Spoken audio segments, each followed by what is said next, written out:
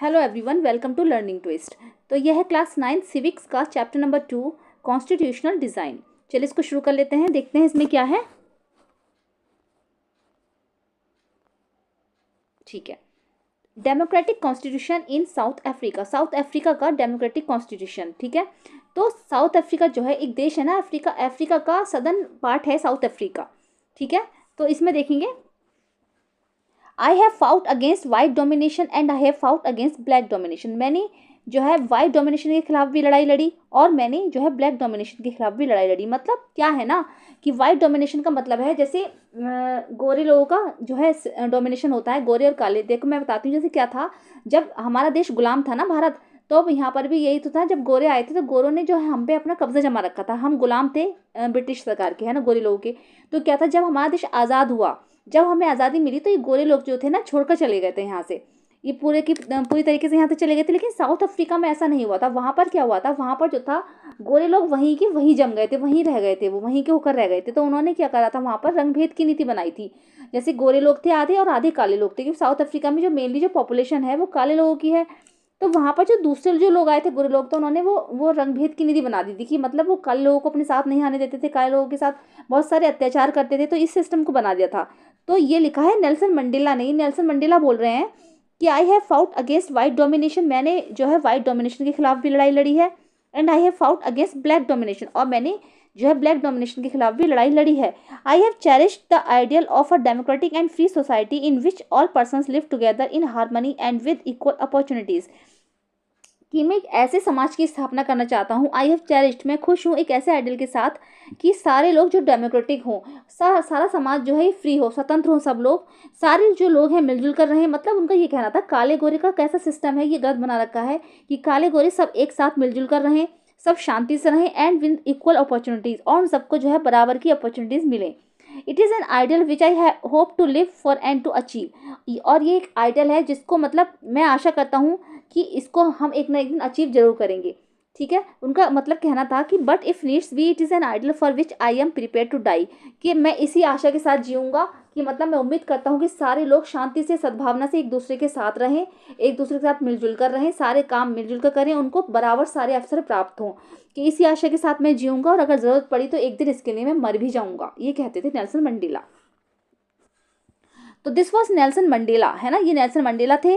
Being tried for treason by the white south African government, जिनको कि उनको जो जेल जाना पड़ा था। किस लिए? क्योंकि जो वहाँ की साउथ अफ्रीकन गवर्नमेंट थी ना, उसने उनको विश्वासघात के वजह से, धोखेबाजी के लिए, विश्वासघात के लिए उनको जेल में डाल दिया था। ट्रीजन मीन्स विश्वासघात होता है वैसे। ठीक है, तो he and 7 other leaders were sentenced to the life imprisonment in 1964 for daring to oppose the apartheid regime in his country. तो अपार्थीड होती है रंग भेद की नीति, इसको बोलते हैं रंग भेद की नीति। अपार्थीड जैसे काले गोरे का सिस्टम बना रखा था ना वहाँ पर, इसलिए। तो उन्हें नेल्सन मंडेला को, उनके साथ और जो नेता थे, 7 अदर लीडर्स, ठीक है, उन सबको जो है उम्र भर कारावास के लिए 1964 में जो है अपार्थीड की नीति के तहत जो है उनको जेल में डाल दिया। किसने डाला? साउथ अफ्रीका की गवर्नमेंट ने। He spend the next 27 years in South Africa most dreaded prison Robben Island. तो जो रॉबन आइलैंड थी, मोस्ट ड्रीडेड प्राइजन थी, वो वहाँ की सबसे खतरनाक जेल थी, जिसमें उनको कि 27 साल जो उन्होंने अपनी ज़िंदगी के उसमें उन्होंने बिताए। ठीक है, यानी कि 28 साल तक के उन्होंने डाल दिया गया, कम से कम वो 28 साल तक वहाँ पर रहे। Okay, struggle against apartheid. तो जो अपार्थीड के जो रंग भेद की नीति के जो विरुद्ध उनका संघर्ष था वो क्या था? Apartheid was the name of a system of racial discrimination unique to South Africa. तो साउथ अफ्रीका में जो अपार्थीड है एक रंग भेद का सिस्टम था, एक रंग भेद की नीति है जिसमें कि रेशियल डिस्क्रिमिनेशन होता है। रेशियल डिस्क्रिमिनेशन का मतलब है कि काले और गोरों की नीति, है ना, कि मतलब कि गोरे लोग जो है वो हाई क्लास में हैं और जो काले लोग हैं वो निचली क्लास में हैं। तो the white Europeans impose this system on south Africa. जो वाइट यूरोपियंस थे उन्होंने ये सिस्टम जो है साउथ अफ्रीका में इम्पोज किया था। During the 17th and 18th centuries the trading companies from Europe occupied it with arms and forces. क्या था? 17वीं 18वीं शताब्दी में जो यूरोपियन कंपनीज थी, है ना, उन्होंने क्या था, अपने हथियार वगैरह लेकर वो वहाँ पर आ गई थी। In the way they occupied India, उन्होंने भारत को भी अपने अंडर में कर लिया था। बट अनलाइक इंडिया, लेकिन इंडिया की तरह नहीं, a large number of whites had settled in South Africa. India में तो क्या था, जो गोरे लोग जो थे, वाइट लोग जो थे, वो छोड़कर चले गए थे। जब हमें देश में आज़ादी मिली थी तो वो लोग यहाँ से छोड़कर चले गए थे। लेकिन यहाँ पर ऐसा कुछ नहीं है, यहाँ पर जो था साउथ अफ्रीका में ही ये लोग बस गए और राज्य करने लगे, ठीक है। तो the system of apartheid divided the people and labelled them on the basic of their skin colour. तो ये सिस्टम जो है अपार्थीड का, ये लोगों को डिवाइड करता है उनके जो है स्किन कलर के हिसाब से, चमड़ी के कलर के हिसाब से। The native people of South Africa are black in colour. जो मोस्टली जो वहाँ के जो पीपल होते हैं ना, जो लोग रहने वाले होते हैं, वो ज़्यादातर ब्लैक कलर के होते हैं। They made up about 3/4 of the population and were called blacks. तो कम से कम वो वहाँ की पॉपुलेशन का 3/4 पार्ट बनाते हैं, यानी कि 3/4 पार्ट का मतलब 75% जो है वहाँ पर साउथ अफ्रीकन जो है वो ब्लैक्स हैं। बिसाइड्स दिस टू ग्रुप, इसके अलावा क्या है, 2 ग्रुप्स और वहाँ पर बने। There were people of mixed races, जिसमें कि वो मिक्सड रेसेस के माने जाते थे, जैसे कि who were called coloured and people who migrated from India. उसमें कलर्ड लोग आते थे और वो लोग आते थे जो इंडिया से आए हैं।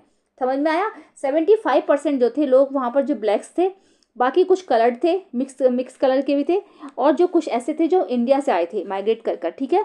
तो the white rulers treated all non whites as inferior. और जो ये वाइट रूलर्स थे, जो ये वाइट कलर के लोग थे, जो गोरे लोग थे, ये उन पर बहुत ज़्यादा अत्याचार करते थे, उनको ये निचली जाति का समझते थे। The non whites did not have voting rights. Non whites जो लोग थे उनको वोटिंग का अधिकार भी वहाँ पर नहीं था। The अपार्थी system was particularly oppressive for the blacks. अपार्थी जो सिस्टम था पर्टिकुलरली जो है ब्लैक लोगों के लिए बिल्कुल बहुत ज़्यादा डरावना था, मतलब बहुत ज़्यादा खतरनाक था। They were forbidden from living in white areas. उनका जो है वाइट एरियाज में जाना भी बनता, वो वाइट एरियाज में नहीं रह सकते थे, मतलब एक दंडनीय अपराध था उनके लिए वो। They could work in white areas only if they had a permit. वो वाइट एरियाज में काम तभी कर सकते थे जब उनके पास इस चीज़ का परमिट होता था। Trains, buses, taxis, hotels, hospitals, schools and colleges, libraries, cinema halls, theatres, beaches, swimming pools,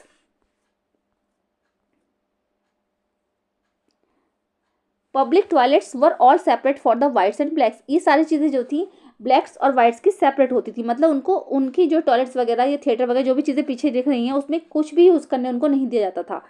this was called segregation. इस चीज़ को ही भेदभाव की नीति कहा जाता था, सेग्रीगेशन। तो अगर क्वेश्चन आ जाए आपसे कि सेग्रीगेशन की नीति का क्या है, तो दिस वॉज कॉल्ड सेग्रीगेशन, इसको ही भेदभाव की नीति कहा जाता है।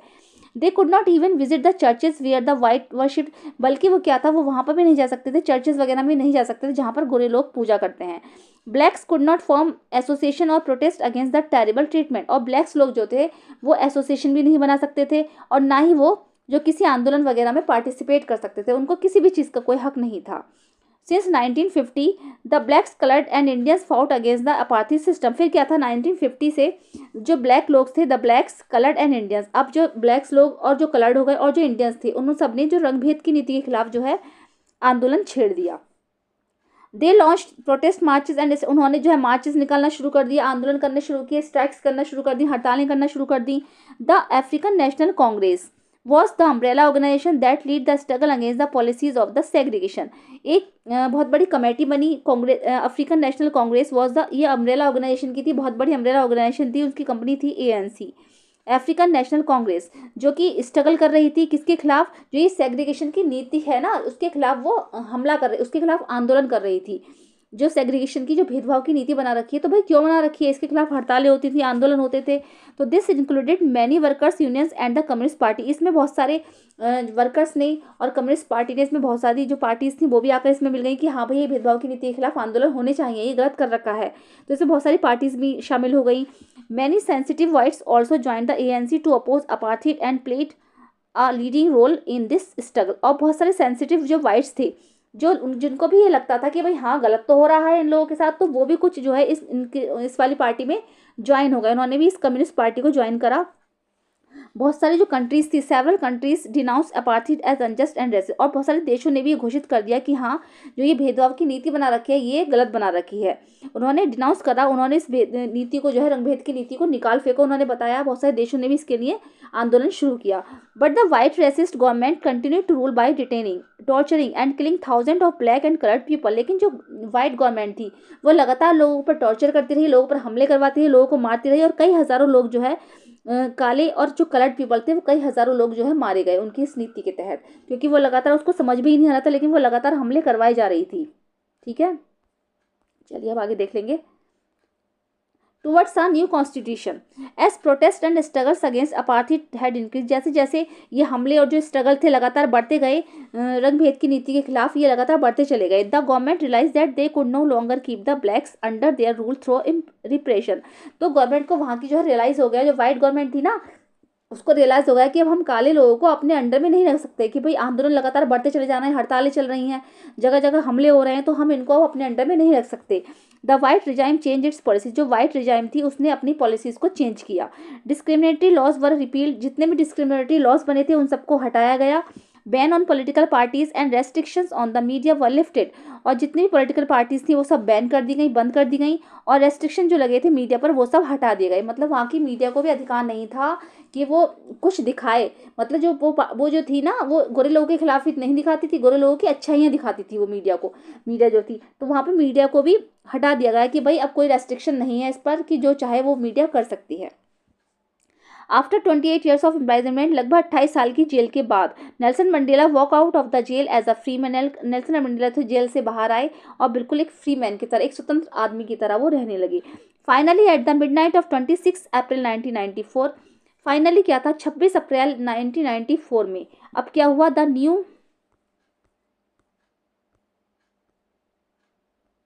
national flag of the Republic of South Africa was unfurled, marking the newly born democracy in the world. इस संसार में 26 कौन सी डेट है, 26 अप्रैल है शायद, हाँ 26 अप्रैल 1994 में जो था डेमोक्रेसी की स्थापना हुई. जो नेशनल फ्लैग था वहाँ का, रिपब्लिक ऑफ साउथ अफ्रीका, ठीक है, तो वो न्यू बॉर्न डेमोक्रेसी की तरह संसार में उभर के सामने आया.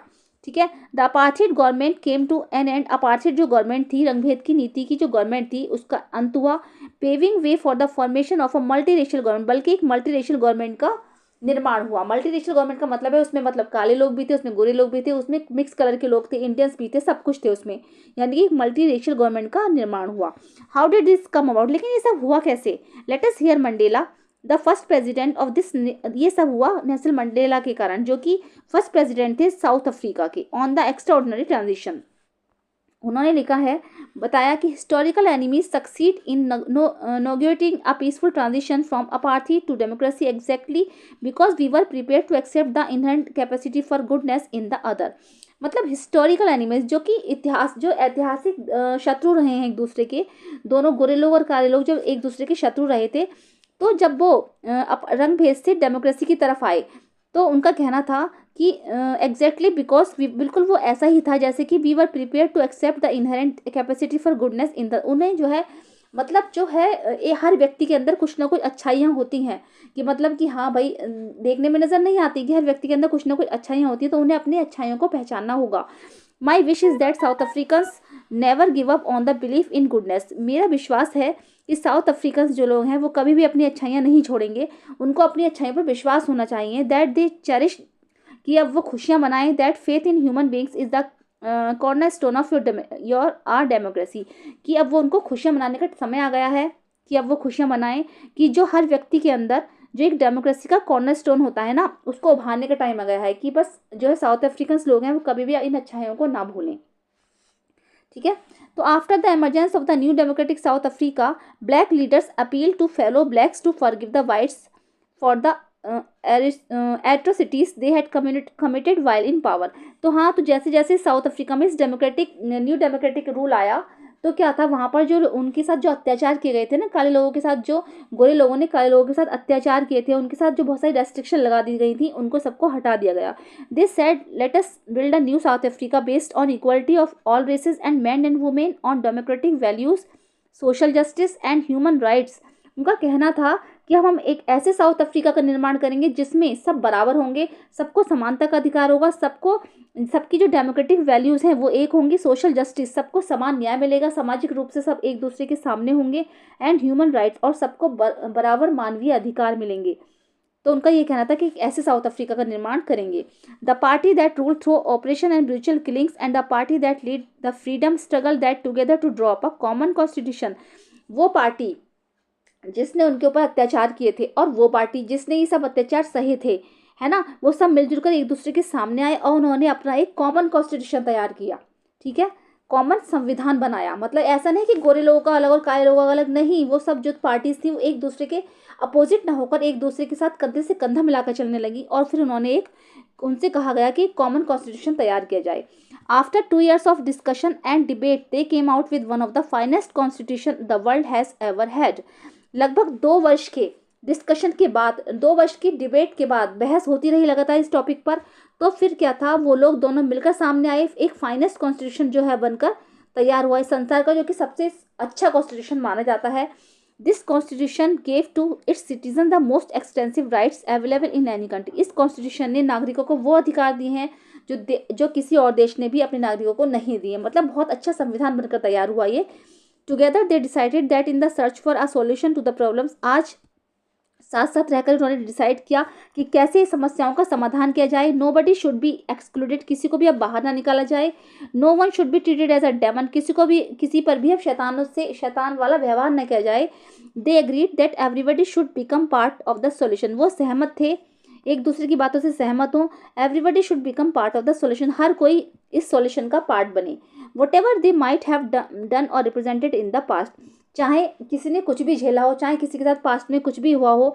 The preamble to the South African constitution, see page 28, some of this spirit, यानी प्रीमेबल मीन्स होता है समरी, मान लीजिए आप कि जो एक छोटी सी समरी है साउथ अफ्रीकन कॉन्स्टिट्यूशन की, वो हम पेज 28 पर देख लेंगे। ठीक है, चलिए अब आगे देखते हैं।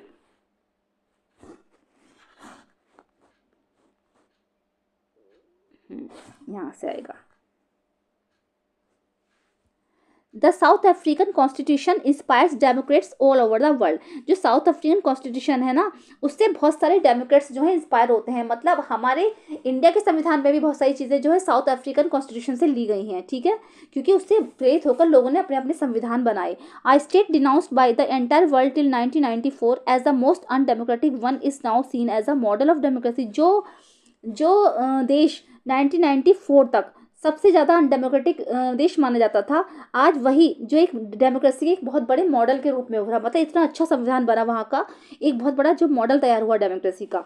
What made this change possible was the determination of the people of South Africa to work together to transform bitter experiences into the blinding glow of a rainbow nation.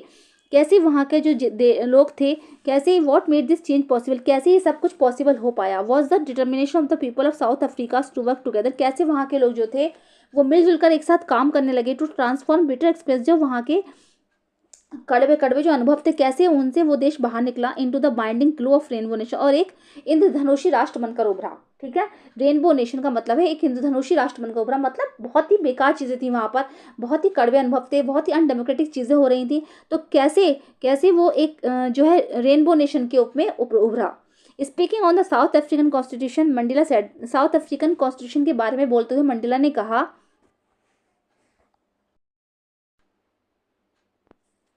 The constitution of South Africa speaks of both the past and the future. तो जो संविधान है south Africa का, वो हमारे past और future दोनों के बारे में बताता है। नेल्सन मंडेला ने मतलब ये बताया है। On the one hand it is a solemn pact in which we as South Africans declare to one another that we shall never permit a repetition of our racist, brutal and repressive past। तो जो कुछ हमारे साथ past में हुआ, south Africa के लोगों के साथ जो पास्ट में हुआ, उनके साथ जो अन्याय किया गया, जो भेदभाव उनके साथ किया गया, जो रंगभेद की नीति वहाँ पर थी, तो उनका कहना था कि संविधान में लिखा गया है कि जो हमारे साथ पास्ट में हुआ वो ऐसा फ्यूचर में कभी भी नहीं होगा। But it is more than that, it is also a charter for the transformation of our country. लेकिन इससे ज़्यादा ये भी बताता है कि किस तरह से देश का ट्रांसफॉर्मेशन हुआ into one which is truly shared by all its people, a country which in the fullest sense belongs to all of us, black and white, women and men. तो संविधान में पूरी तरीके से लिखा हुआ है, जो हमारा कॉन्स्टिट्यूशन है उसमें पूरी तरीके से लिखा हुआ है साउथ अफ्रीका का, कि उसमें जो है पहले रंगभेद की नीति थी वहाँ पर, है ना, भेदभाव होता था। ब्लैक्स थे और कुछ वाइट्स थे, उनके साथ होता था, वाइट्स लोग जो थे ब्लैक्स के साथ भेदभाव करते थे। तो अब ऐसा कुछ नहीं होगा, जितने भी लोग हैं यहाँ पर साउथ अफ्रीका में मिलजुल कर साथ साथ रह सकेंगे, चाहे वो उसमें ब्लैक हो, वाइट हो, औरतें हों या फिर आदमी हो, सब जो है खुशी खुशी इसमें एक साथ रह सकेंगे। ऐसा वहाँ के कॉन्स्टिट्यूशन में लिखा हुआ था। चलिए अब आगे देख लेते हैं इसको। अब आता है topic, why do we need a constitution, हमें कॉन्स्टिट्यूशन की आवश्यकता क्यों है। तो the South African example is a good way to understand why we need a constitution and what do constitution do. तो साउथ अफ्रीका का जो एग्जाम्पल है, ये बहुत अच्छा एग्जाम्पल है हमें समझने के लिए कि हमें क्यों एक संविधान की आवश्यकता होती है या फिर संविधान क्या करता है। तो जैसे वहाँ पर भेदभाव की नीति थी ना, रंग भेद की नीति थी, सब कुछ था, तो जो गोरे लोग थे वो ब्लैक्स के साथ जो थे भेदभाव करते थे कि ये हमारी कैटेगरी में नहीं आते, उनको अलग स्कूल्स में पढ़ने दिया जाता था। उनकी जो थिएटर्स होते थे, थिएटर्स हो गए, उनका मार्केट्स हो गया, उनके स्कूल्स हो गए, वो सब चीज़ जो है उनकी अलग होती थी, सेपरेट होती थी। तो ये कॉन्स्टिट्यूशन में लिखा गया था कि ऐसा अब नहीं होगा, सब लोग जो है मिलजुल कर एक दूसरे के साथ रहेंगे।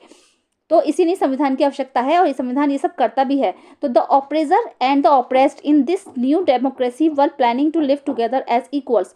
तो द ऑपरेसर जो अत्याचार कर रहे थे एंड द ऑपरेस, और जिन पर अत्याचार हुआ था, दोनों ही पार्टीज जो थी ब्लैक और वाइट, तो वो ये प्लानिंग थी कि वो सब एक साथ मिलजुल कर समानता के साथ रहें। It was not going to be easy for them to trust each other. और बल्कि क्या था, ये सब ईजी भी नहीं था कि दोनों एक दूसरे पर विश्वास कर सकें, क्योंकि इतने ज़्यादा अत्याचार हुए थे उनके ऊपर, तो वो उन पर विश्वास नहीं कर पा रहे थे गोरे लोगों पर कि हम कैसे इनके ऊपर विश्वास कर लें कि हमारे साथ अब कुछ नहीं करेंगे।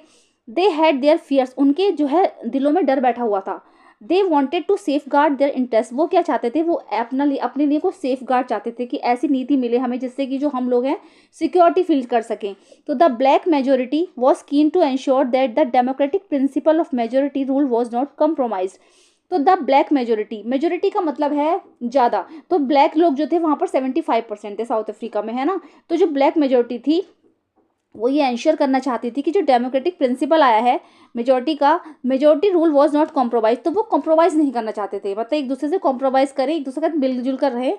तो they wanted substantial social and economic rights, वो चाहते थे कि हमें सारे सामाजिक और आर्थिक अधिकार मिले। मतलब उनका ये था कि अगर कॉम्प्रोमाइज़ हो रहा है तो हमें सारे सामाजिक और आर्थिक अधिकार दिए जाएं। The white minority was keen to protect his privilege and property, और जो वाइट माइनॉरिटी के लोग थे, माइनॉरिटी मीन्स हो गया कम लोग, यानी कि ये 20% ही थे, बाकी जो 5% थे, ठीक है, तो वो कलर्ड लोग थे और थोड़े बहुत इंडियंस थे, इस तरीके से थे ना। लेकिन जो ब्लैक्स मेजोरिटी थी वो ज़्यादा थी, मेजोरिटी का मतलब है ज़्यादा लोग, माइनॉरिटी का मतलब है कम लोग। तो जो वाइट माइनॉरिटी थी वो ये लोग चाहते थे कि जो हमारी सत्ता है वो ना छीनी जाए, जो हमारी प्रॉपर्टी है वो ना छीनी जाए। उनको ये लगता था कि अगर संविधान बना है तो ये ब्लैक लोग हैं ये अब हम पर अपना अधिकार जमाने लगेंगे, हमें यहाँ से निकाल फेंकेंगे और हमारी प्रॉपर्टी भी हथिया लेंगे। वो इसलिए जो है समझौता नहीं करना चाह रहे थे। तो क्या था, after long negotiation both parties agreed to a compromise. तो बहुत लंबे डिस्कशन के बाद, नेगोटिएशंस के बाद क्या हुआ, दोनों पार्टीज एक कॉम्प्रोमाइज़ के लिए एग्री हुई, एक समझौता उन लोगों ने किया। तो the whites agreed to the principle of majority rule and that of 1 person 1 vote. अब जो वाइट्स थे, जो गोरे लोग थे, वो इस बात पर सहमत हुए, उन्होंने जो है मेजोरिटी का प्रिंसिपल माना। मेजोरिटी में कौन थे, ब्लैक लोग थे, तो उनका प्रिंसिपल माना, उनका सिद्धांत माना ये कि हाँ एक आदमी का एक वोट होगा, ठीक है, उनको राइट्स मिलेंगे सारे। तो they also agreed to accept some basic rights for the poor and the workers. वो इस बात पे भी एग्रीड थे कि जो गरीब लोग हैं और जो वर्कर्स हैं उनको उनके अधिकार दिए जाएंगे। The blacks agreed that majority rule would not be absolute. और जो ब्लैक्स थे वो इस बात से सहमत थे कि हाँ जो मेजोरिटी रूल है ना, वो एब्सोल्यूट नहीं है। They agreed that the majority would not take away the property of the white minority. उनका कहना था, वो इस बात से सहमत थे कि हाँ जो मेजोरिटी लोग हैं, जो मेजोरिटी रूल है हमारा, जैसे कि ब्लैक्स लोग हैं, वो हाँ वाइट लोगों की कोई भी प्रॉपर्टी हड़प नहीं करेंगे, कोई भी प्रॉपर्टी नहीं छीनेंगे। तो this compromise was not easy, ये कॉम्प्रोमाइज़ लेकिन ईजी नहीं था, ये समझौता कराना ईजी नहीं था। How was this compromise going to be implemented. तो ये कॉम्प्रोमाइज़ जो था, ये समझौता जो था, वो कैसे इम्प्लीमेंट हुआ, कैसे आगे बढ़ा। Even it they manage to the trust each other, कि कैसे जो है एक दूसरे के ऊपर विश्वास कर पाएँ, कैसे मैनेज कर पाएँ ये चीज़। What was the guarantee that this trust will be not be broken in future. और इसकी क्या गारंटी है कि ये जो विश्वास किया है दोनों पार्टीज ने एक दूसरे के ऊपर, ये फ्यूचर में नहीं टूटेगा। The only way to build and maintain trust in such a situation is to write down some rules of the game that everyone would abide by. तो इसका सिर्फ एक ही रास्ता था कि जितने भी ये रूल्स बनाए गए हैं, दोनों ने एक दूसरे पर कॉम्प्रोमाइज़ किया, तो जो ये रूल्स बनाए गए हैं तो ये किसी चीज़ पर लिखे जाएं। मतलब इस तरीके से जो है ये लिखा जाए कुछ, these rules lay down how the rulers are to be chosen in future, कि इन रूल्स जो हैं वो किसी चीज़ पर लिखे जाएँ कि किस तरीके से ये जो फ्यूचर में चलेंगे, इस फ्यूचर में हमें पसंद की जाएंगे। तो these rules were also determine what the elected governments are empowered to do and what they cannot do। तो इन रूल्स पर यह भी लिखा हुआ कि जो इलेक्टेड गवर्नमेंट है, जिस गवर्नमेंट को हमने चुना है, तो कैसे वो रूल करेगी और कैसे नहीं करेगी। Finally these rules decided the rights of the citizen. Finally अब यही रूल जो है नागरिकों को उनके अधिकार डिसाइड करेंगे, मतलब नागरिकों को क्या क्या अधिकार दिए गए हैं ये सब उसमें लिखा होगा। These rules will work only if the winner can not change them very easily. और ये जो रूल्स हैं काम करेंगे केवल, these rules will work only if the winner can not change them, कि जो विनर पार्टी है वो इनको चेंज ना कर सके। मतलब ऐसे रूल्स होने चाहिए कि भाई कोई और सरकार आ गई तो इनको चेंज कर दे, नहीं, जो संविधान में लिखा गया है वो पत्थर की लकीर है, वो होना ही होना है, चाहे कोई भी पार्टी आ जाए। तो this is what the South African did, यही साउथ अफ्रीका ने किया। They agreed on some basic rules, वो कुछ बेसिक रूल्स पर एग्री हो गए। They also agreed that these rules will be supreme, और वो ये भी मानने लगे कि हाँ ये जो रूल्स हैं ये सुप्रीम होंगे, मतलब इनके पास बहुत ज़्यादा पावर होगी। That no government will be able to ignore this, और कोई भी गवर्नमेंट इन सब रूल्स को जो है इग्नोर नहीं कर सकती। मतलब ऐसा नहीं है कि इन पर ध्यान ना दे, हर एक गवर्नमेंट को इन पर ध्यान देना होगा। This set of basic rules is called a, इसीलिए इन बेसिक रूल्स जो ये सेट किए गए थे उसी को कॉन्स्टिट्यूशन कहा जाता है। जैसे मान लीजिए मोनार्की है या फिर डिक्टेटरशिप है, तो ऐसा नहीं है गवर्नमेंट चाहे कोई भी हो कि वहाँ पर संविधान अगर है तो संविधान के रूल्स को उनको फॉलो करना होगा।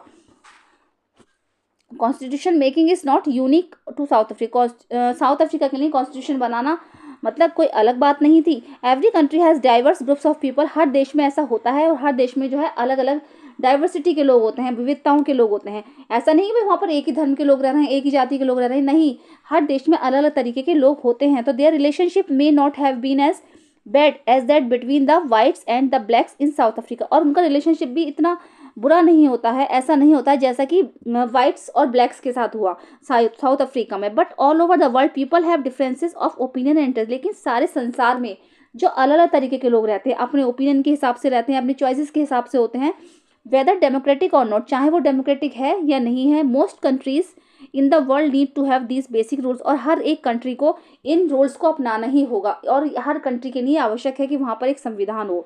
तो this applies not just to governments, तो ये सारा जो है गवर्नमेंट के ऊपर ही अप्लाई नहीं होता है कि भाई गवर्नमेंट के लिए एक संविधान होना चाहिए। Any association needs to have its constitution, हर एसोसिएशन को एक कॉन्स्टिट्यूशन की आवश्यकता है, हर संस्था को एक संविधान की आवश्यकता है। It could be a club in your area, अगर आपके एरिया में कोई क्लब भी है, अ कोऑपरेटिव सोसाइटी और अ पॉलिटिकल पार्टी, या कोई कोऑपरेटिव सोसाइटी है या फिर कोई राजनीतिक पार्टी है, they all need a constitution, इन सबको ही कॉन्स्टिट्यूशन की जरूरत है। मतलब संविधान के बिना कुछ नहीं चल सकता, संविधान होना चाहिए, उसमें कुछ रूल्स होने चाहिए कि भाई सबको ये रूल्स फॉलो करने ही करने हैं, है ना। जैसे देखो पुराने ज़माने में भी ऐसा होता है, जैसे हमारे वेद पुराण वगैरह लिखे गए थे, जो हमारे ग्रंथ लिखे गए थे, तो उसमें श्लोक वगैरह जो लिखे गए हैं तो वही इस तरीके से कॉन्स्टिट्यूशन है, उसमें कुछ ऐसे रूल्स फॉलो किए गए हैं। जैसे भागवत गीता को ले लीजिए आप, तो इस तरीके से बहुत सारी चीज़ें हैं, तो एक तरीके से वो भी कॉन्स्टिट्यूशन है। तो thus the constitution of a country is a set of written rules that are accepted by all people living together in a country।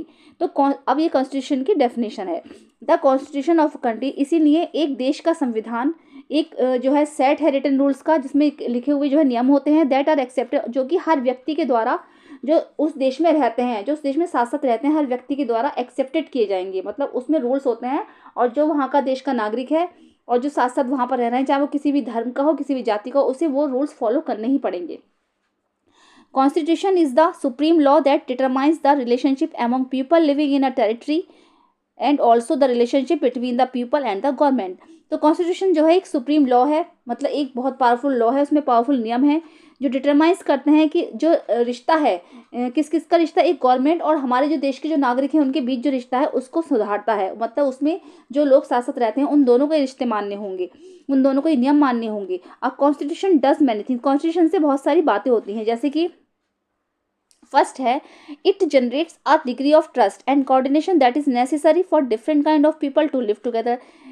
It generates a degree of trust, ये जो है जनरेट करता है degree of trust, मतलब यह है कि दोनों पार्टीज जो कॉन्स्टिट्यूशन में लिखा गया है तो सब एक दूसरे के ऊपर विश्वास करें, है ना, और कोऑर्डिनेशन बनाएं, लोगों का गवर्नमेंट के साथ कोऑर्डिनेशन बनना चाहिए, चाहे वो जैसे अलग अलग तरीके के लोग जो देश में साथ साथ रह रहे हैं तो उनके बीच आपस में ट्रस्ट होना चाहिए कि भाई एक दूसरे के प्रति विश्वास बनाए रखें। सेकेंड है it specify how the government will be constituted, और ये स्पेसिफाई करता है कि गवर्नमेंट किस तरीके से बनेगी, who will have power to take which decision, और किसके पास डिसीजन लेने की ताकत होगी, है ना। संविधान में ये भी लिखा गया है कि किस तरीके से गवर्नमेंट बनाई जाएगी और किसके पास जो है डिसीजन लेने की पावर होगी। थर्ड है it lays down limits on the power of the government and tells us what the rights of the citizens are and, it लेज़ा ये भी निर्धारित करता है कि गवर्नमेंट के हाथ में क्या क्या पावर्स है ना। ऐसा नहीं है कि गवर्नमेंट सारे डिसीजन जो ले रही है तो वो सही होंगे, तो ये उस संविधान में लिखा गया है कि उसको कौन कौन से डिसीजन लेने हैं, कि कौन कौन से जो नियम है उसके होते हैं, कि जो नागरिकों को उनके अधिकार दिए गए हैं वो क्या क्या हैं। फोर्थ है, it express the aspiration of the people about creating a good society, और ये लोगों को एक्सप्रेस करता है समाज को एक गुड सोसाइटी जो है देश में बने, जिससे कि हम एक अच्छे समाज की को विकसित कर सकें। तो संविधान में लिखा गया है कि उसमें ऐसे ऐसे लॉज बनाए गए हैं, ऐसे ऐसे रूल्स हैं कि जिससे जो है लोग एक जो है गुड सोसाइटी को क्रिएट कर सकें, एक अच्छा समाज बना सकें। ठीक है। All countries that have constitution are not necessarily a democratic, जितने भी देश हैं अगर वहाँ पर संविधान है तो ऐसा नहीं है कि वो सारे डेमोक्रेटिक हों, but all countries that are democratic will have, लेकिन जितने भी कंट्रीज डेमोक्रेटिक हैं वहाँ पर कॉन्स्टिट्यूशन होगा ही होगा, उसको संविधान की आवश्यकता है। जैसे मान लीजिए कहीं पर मोनार्की चल रही है, कहीं पर राजा का शासन चल रहा है, किसी देश में डिक्टेटरशिप है, तो चाहे होने दो अगर है तो, लेकिन वहाँ पर कॉन्स्टिट्यूशन होना ज़रूरी है। वहाँ पर अगर डेमोक्रेटिक है, अगर हमें डेमोक्रेटिक बनाना है तो वहाँ पर संविधान होना ही चाहिए। After the war of independence against great Britain the Americans gave themselves a constitution, क्या था, जब वॉर के बाद में इंडिपेंडेंस जो थे अगेंस्ट थे किसके, ग्रेट ब्रिटेन के, क्योंकि ब्रिटेन जो है अमेरिका पर राज कर रहा था, अमेरिका को भी उसने गुलाम बना रखा था ब्रिटेन ने, तो अमेरिका ने भी एक कॉन्स्टिट्यूशन बनाया था, है ना। तो आफ्टर द रिवॉल्यूशन, आंदोलन के बाद, the French people approved the democratic constitution, आंदोलन के बाद फ्रांस के लोगों ने भी एक डेमोक्रेटिक कॉन्स्टिट्यूशन बनाया था। Since then it has become a practice in all democratic to have a written constitution, इसीलिए ये बहुत ज़्यादा आवश्यक है कि हर देश का, हर जितने भी डेमोक्रेसीज हैं, जितने भी डेमोक्रेटिक कंट्री हैं, उनका एक रिटन संविधान होना चाहिए। ठीक है। तो संविधान होगा तभी तो हमारा देश डेमोक्रेटिक हो पाएगा। चलिए, तो लोगों को यही लगा, गवर्नमेंट को यही लगा कि भाई संविधान होना बहुत ज़रूरी है। ठीक है। चलिए, अब नेक्स्ट टॉपिक आता है making of the Indian constitution. ठीक है, ये हम डिस्कस करेंगे नेक्स्ट वीडियो में। अगर वीडियो पसंद आई है तो उसको लाइक कीजिएगा, और चैनल पे फर्स्ट टाइम विजिट कर रहे हैं तो प्लीज़ सब्सक्राइब कीजिएगा, साथ में बेल आइकन भी प्रेस कीजिएगा। मिलते हैं नेक्स्ट वीडियो में। Thank you so much.